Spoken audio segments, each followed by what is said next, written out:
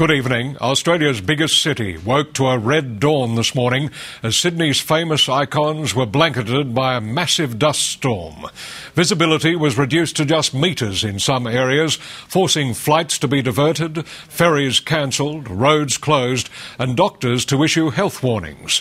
The nation's capital had a taste of the dust storm yesterday, but today it was the turn of New South Wales and Queensland to be shrouded in a thick haze.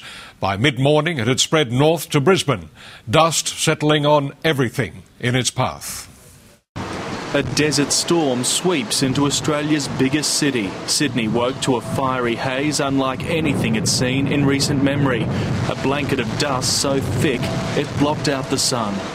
Getting to the Harbour Bridge, we weren't expecting it to look like this in the morning. From the suburbs to the centre of town, the landscape looked more like Mars than Earth. Sirens echoed eerily in the distance. The dust played havoc with the morning commute, visibility choked by the haze.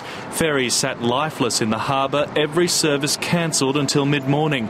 Sydney Airport was down to just one runway.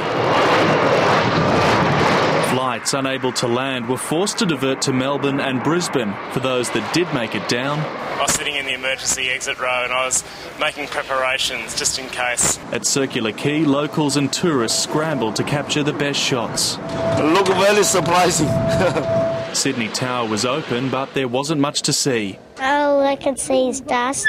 The city notched up its worst air pollution reading in 70 years. An air quality index of 200 is considered hazardous. Today, it peaked at 1,700. Many ended up in hospital, struggling to breathe.